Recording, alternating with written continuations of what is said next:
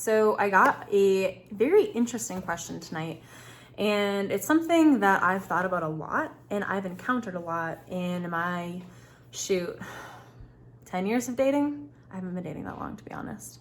I didn't start until I was like 18. Yeah, it's kind of a surprise to a lot of people. But okay, so this is the question. How do you move from friends with bennies into a full-blown relationship? And to be completely honest, it's tricky. It's really tricky. And a lot of people ask me nowadays why I don't sleep with guys. And that's why. Because until you're in a real relationship, it can be really, really hard to get that long-term commitment. I mean, that kind of goes without saying.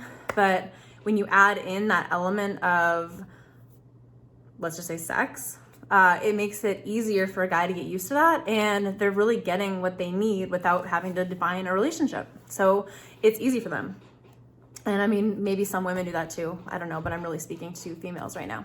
So anyway, the question is, how do you move from friends with benefits to a relationship? And my answer is, it can be very, very hard. So the girl tonight, who is super awesome, is starting to see a guy for the past like 4 or 5 months. They just started as friends and then, of course, moved into kind of the friends with benefits situation, which is super common, super easy to fall into. I think we've all been there and done that at some point in our lives. And honestly, some of us choose it sometimes because we're not always looking for that committed relationship. Sometimes we just want to have fun. But in this case, this person is starting to catch some feelings and she feels like, hey, this other guy is starting to reciprocate some of that too. How do we do this? What do I do? Because I know at some point I'm going to not want to see him with other girls. And to that, I say, absolutely, that's human nature. That's what's going to happen. So my first piece of advice was a question. It was, how often are you over there? How often are you seeing this guy? And the answer is, about 3 or 4 times a week. Okay, cool. Well, the holidays are right around the corner. So are you going out of town? Well, yeah, I'm probably going to be gone and he might be gone. Okay, cool. So we're going to do a thing called pattern interruption. Why did I just say that weird? Pattern interruption, where y'all are separated for a little bit naturally, because that's what's going to happen. And in that time, you'll only be communicating via phone. So keep some of that to more of a minimum. Don't be rude or anything, but kind of, like you would just a regular friend. Because at this point, you're friends with benefits, but you're really just friends, right? He's not your boyfriend. You don't really owe each other anything. Huh? Right? You're not dating. You haven't even been on dates yet. Not even dating. So you're just friends. Cute, right? So you go on vacation, he goes on vacation, holidays, whatever, family, friends, all the things. And he's probably going to be texting. He's going to be maybe calling, all the things, whatever. And then, you'll do it. You'll text, you'll whatever, but probably a little bit lighter, maybe a little more low key, less emojis, less emotion, none of the cute stuff, because he hasn't really earned that yet. When you step back and think about it and look at the situation, he hasn't earned you being cute and you being like a girlfriend, because that's what you're doing. You're giving girlfriend benefits without having the actual girlfriend title. Let me say that again. You're giving girlfriend benefits without having the girlfriend title. We don't want to do that. That's the thing that we don't ever want to do. If he wants to be friends, cool. If you want to be my boyfriend, cool. That gray area in between, unless I'm choosing it actively, I don't want it. So what are those things that we can cut out to make it black and white? Anyway, so you're separated, you're on vacation, you're texting a little bit, you're calling a little bit. Keep the phone conversation shorter. Keep the FaceTimes shorter. Or maybe be like, nah, I don't really want to have a FaceTime right now. Like, I'm with my family. They don't really know about you. Like, you're just my friend. Like, that's not like going to work right now. So yeah, you can text me, not as many emojis. You don't want to be mean. You don't want to make it seem like you're mad at him. I can't talk. Cool story, Megan. You don't want to make it seem like you're mad at him, But you do want to kind of start showing like, hey, something is a little bit different because I'm realizing what I deserve and the things that I want, and they're not really in line with what's happening right now between us. So yeah, we're gonna have to kind of go back to this friend thing until we're ready to revisit where this is actually headed. Anyway, y'all are separated, you're cooling it off with some of the communication, and then the time comes where you're coming back home, right? And he's gonna be like, yo, what's up? Are we hanging out? Are you coming over to my house? Are we Netflix and chilling and all of the things like we normally do? And you're gonna be like, you know, and that's up to you, because that's where I can't tell you what to do. But what I would do is I would remove the physical stuff personally, or I would at least draw it back to a minimum. So what we're trying to do is conduct like a pattern interruption. He's used to seeing you 3 or 4 times a week. Maybe get it down to like 1 time a week. Maybe start filling up that schedule with other things. It doesn't have to be dudes. It doesn't have to be going out on dates or anything. But you also don't have to tell him that you're not. It could be activities or other fun things or things that you enjoy doing.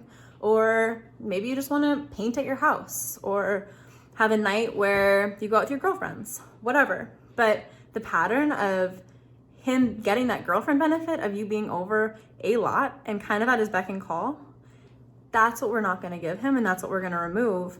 And he's going to notice that. It's called like a pattern interruption. So he's going to notice something's different. He's going to notice your communication's a little different because you're not being rude. You're not being mean. You're still being you and super sweet. But the flirtiness is probably coming down a little bit. And again, you're removing a lot of that physicality, if not all of the physicality. And he's going to notice. So something's going to happen where, you know, he's going to say like, oh, what's going on? And you're going to be like, oh, what do you mean? He'll be like, well, I've noticed like you're cooling off in your texts. I've noticed, you know, you're not really coming over as much. And it's like, oh yeah. I mean, I love hanging out with you. It's great, but we're just friends, you know? And I just noticed like, this isn't necessarily like really what I'm looking for. So, I love being your friend, but, you know, until really we're anything more than that, until I'm actually like a girlfriend to you or you're my boyfriend, I think it's just best that we really keep it as a friendship. That's just what's healthy. You know, I love being around you. I would absolutely consider dating you, but otherwise right now, this isn't really working for me, in a friends with benefits kind of situation. And that's something that I realized, you know, over our vacation. And so that's just one way to handle it. If you're like really afraid of confrontation, I'm the kind of person, like, I'm happy just kind of bringing it up. I would just be like, hey, you know, I love hanging out with you. I'm happy to keep hanging out with you, but I would prefer to, you know, just keep as just friends or decide whether we want to move into another territory where we discover a relationship or we try a relationship. See, the issue with that, and that's why I'm saying this one second, this is your second option, is because a lot of people aren't ready, or a lot of females especially aren't ready to let go of the whole relationship, even though that's probably the healthiest thing to do. So if you actually say and give kind of the ultimatum situation of we can either be more or we have to remove all of the physicality, they're not actually ready to remove all the physicality. When he says, oh, well, I don't want a relationship right now, they'll be like, oh, I wasn't expecting that answer. Okay, fine. You know, we can keep doing what we've been doing. No, that's weak. See what I'm saying? You have to literally be ready to walk away from any of those girlfriend, boyfriend benefits if you're not boyfriend, girlfriend. Does that make sense? I think it makes perfect sense. But although that one is the healthiest and most reasonable way to go about it, it's also the hardest. So if you need to start changing some of your behaviors instead and go about it in more of an indirect way, if it's going to help you guard your heart a little bit, by just starting to cool down. You know, you don't want to play a game. You're just redirecting some of your habits and your behaviors with how you treat this person. You're reprioritizing them in your life back into that friend zone because they haven't earned or really allotted themselves to that boyfriend zone. And that's just correct. So again, you can do some pattern interruption, cool down those communications, remove those friggin' emojis because he hasn't really earned them very much, and stop doing all the girlfriend things. Stop rushing over to his house. Again, bring it down to like 1 time a week. If it's been like 3 or 4 times a week, just watch a movie. You want to hold your hand? Maybe let him hold your hand. You want to do anything more than that? I wouldn't do it because yeah, friends don't do that, and he's not your boyfriend yet. So no, I'm good. Thank you for letting me come over. It was really fun. Love hanging out with you. Let me know if you want to do it again sometime. Or if you like want to go out on a date or something, just let me know. Like, I'm totally down. I like to go do fun things on dates and stuff. Oh, you want to go on a date? That's neat. Yeah, let's go do that. And then that resets that pattern that you two have and gets you kind of prepped to be seen as more than just this friends with benefits, weirdo, gray area situation. So, or you can confront him, like I said, if you're really ready to walk away from all of the things. But if you don't get the answer that you want, you have to make sure that you're ready to actually not be friends with benefits because you don't want to look weak. That's just how that works. And I know it's tricky. So I know it can be really, really hard. It's not impossible. And if you choose to keep having that situation, that's totally fine. That's your prerogative. I'm just saying that if you're looking for more, these are some of the ways to move from that really tricky gray area we've all been in at some point to the area of actually being someone's girlfriend and having that boyfriend situation that you've been looking for in a much more healthy way.